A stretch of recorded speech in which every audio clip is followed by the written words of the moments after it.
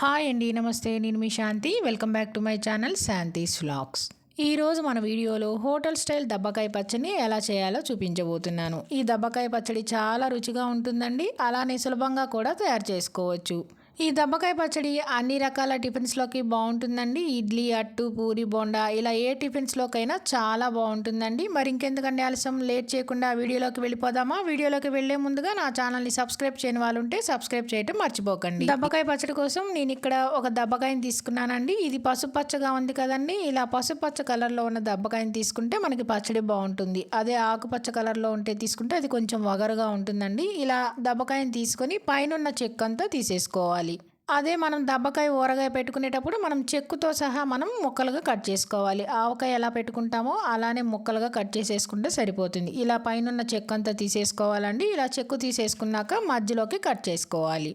ఇలా 2 ముక్కలుగా కట్ చేసేసుకొని ఇప్పుడు చిన్న చిన్న ముక్కలుగా కట్ చేసుకోవాలండి. లోపల ఉన్న గింజలన్నీ తీసేసుకుంటూ చిన్న చిన్న ముక్కలుగా కట్ చేసుకోవాలి. పైన పొర పలచగా వస్తే ఆ పొరను కూడా తీసేసుకోవాలి.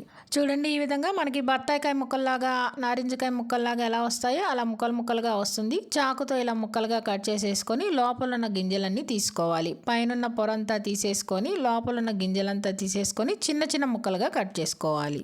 గింజలు అనేది అస్సలు ఉండకూడదండి. గింజలు ఉంటే ఇంకా చేదుగా ఉంటుందండి. ఇలా చిన్న చిన్న ముక్కలుగా మనం కట్ చేసుకోవాలి. ఇలా లోపల ఉన్న గింజలని తీసేస్తూ చిన్న చిన్న ముక్కలుగా మొత్తం కాయని కట్ చేసేసుకోవాలి. చూడండి, ఈ విధంగా నేను కట్ చేసేసుకున్నాం కదా. ఇలా చిన్న చిన్న ముక్కలుగా కట్ చేసేసుకొని ప్లేట్లోకి వేసుకోవాలి. ఇలా కట్ చేసుకున్న దబ్బకాయ ముక్కల్ని ఉడికించుకోవాలండి. ఇప్పుడు స్టవ్ ఆన్ చేసి ప్యాన్ పెట్టి 2 టేబుల్ స్పూన్ల ఆయిల్ వేసుకొని మనం కట్ చేసుకున్న దబ్బకాయ ముక్కలన్నీ వేసేసుకోవాలి. దబ్బకాయ ముక్కలు వేసుకున్నాక ఒకసారి గరిటెతో అంతా కలిపేసేసుకొని మూత పెట్టేసేసి దీన్ని ఉడికించుకోవాలి.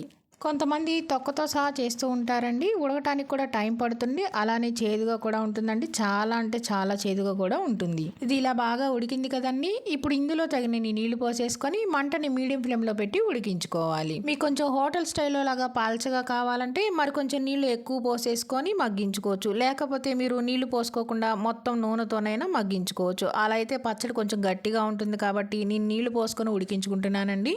చూడండి, ఇది ఇలా ఉడికింది కదా. ఇప్పుడు దీని మీద మూత పెట్టేసేసి మరొక 5 నిమిషాల పాటు ఉడికించుకోవాలి. 5 నిమిషాల తర్వాత మూత తీసి ఒకసారి అంతా కలుపుకోవాలి. చూడండి, ఇదంతా బాగా ఉడికి దగ్గరగా అయింది కదా. ఈ విధంగా ఉన్నప్పుడే ఇప్పుడు ఇందులో 1 కప్పు దంచిన బెల్లాన్ని వేసుకోవాలి. బెల్లం కొంచెం ఎక్కువే వేసుకోవాలండి, ఎందుకంటే ఇది కొంచెం చిరుచేదుగా ఉంటుంది కదండి. అందుకని పచ్చడి తీయగా ఉంటేనే బాగుంటుందండి, అలానే రుచిగా కూడా ఉంటుందండి. అందుకని కొంచెం బెల్లం ఎక్కువే వేసుకుంటే సరిపోతుంది. ఇలా బెల్లం వేసేసుకున్నాక బెల్లం కరిగేంత వరకు కలుపుకుంటూ ఉండాలి. బెల్లం అంతా కరిగి ఒక 5 నిమిషాల పాటు చూడండి, ఇది ఇలా బాగా ఉడికి దగ్గరగా అయింది కదండి. ఈ విధంగా ఉడికితే సరిపోతుంది. ఇలా దగ్గరగా అయిన తర్వాత ఇప్పుడు స్టవ్ ఆఫ్ చేసేసుకోవాలి. మీకు కొంచెం పలచగా కావాలంటే ఇంకొంచెం నీళ్లు పోసుకోవచ్చండి. స్టవ్ ఆఫ్ చేసేసాక ఇందులో 1.5 స్పూన్ల ఉప్పు, అలానే 2 స్పూన్ల కారం వేసుకోవాలి.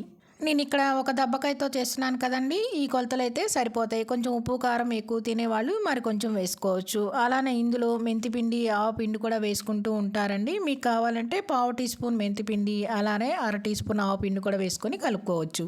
ఉప్పు కారం అంతా ఇలా బాగా కలిసేలాగా కలిపేసేసుకోవాలి. ఉప్పు కారం అంతా కలిసేలా కలిపేసేసుకుంటే మనకి దబ్బకాయ పచ్చడి రెడీ అయిపోతుందండి. ఇది ఎక్కువ రోజులు నిల్వ ఉండదండి. బయట అయితే ఒక 2-3 రోజుల దాకా నిల్వ ఉంటుంది. ఫ్రిడ్జ్లో అయితే ఒక నెల రోజుల దాకా నిల్వ పెట్టుకోవచ్చు. కొంతమంది ఈ పచ్చడికి పోపు పెట్టకుండా ఇలానే వేసుకుంటూ ఉంటారండి. నేనైతే హోటల్ స్టైల్లో లాగా దీనికి కొంచెం పోపు వేస్తున్నానండి. ఇప్పుడు ఈ ప్యాన్ని పక్కన పెట్టేసుకొని ఇదే స్టవ్ మీద మరొక ప్యాన్ పెట్టుకొని ఆ ప్యాన్లో 1.5 టేబుల్ స్పూన్ ఆయిల్ వేసుకోవాలి. ఆయిల్ వేసేసుకున్నాక 1/2 టీ స్పూన్ జీలకర్ర, అలానే 1/2 టీ స్పూన్ ఆవాలు వేసుకొని ఒక 2-3 ఎండుమిర్చిని కూడా వేసుకొని ఈ పోపు అంతటిని వేయించుకోవాలి. పోపు అంతా కొద్దిగా ఇలా వేగిన తర్వాత ఇప్పుడు ఇందులో కొద్దిగా ఇంగును వేసుకొని ఈ పోపుని ఒక్కసారి కలిపేసేసుకొని స్టవ్ ఆఫ్ చేసేసుకొని దీన్ని పక్కన పెట్టేసుకోవాలి. ఇప్పుడు మనం పక్కన పెట్టుకున్న దబ్బకాయ పచ్చడి అంతటిని ఒక బౌల్లోకి వేసేసుకొని మనం పోపు వేసుకొని పెట్టుకున్నాం కదండి, ఆ పోపును కూడా వేసేసుకొని పోపు అంతా దబ్బకాయ పచ్చడిలో కలిసేలాగా కలిపేసేసుకోవాలి.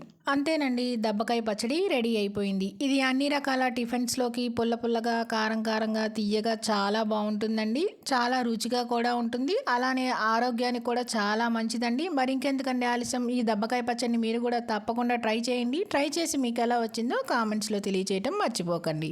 అలానే ఈ దబ్బకాయ పచ్చడి వీడియో మీకు నచ్చిందా అండి? నచ్చితే కనుక లైక్ చేయండి, మీ ఫ్రెండ్స్కి, రిలేటివ్స్కి షేర్ చేయండి, సబ్స్క్రైబ్ చేయండి. మరిన్ని అప్డేట్ కోసం కిందన్న బెల్ ఐకాన్ని క్లిక్ చేయండి.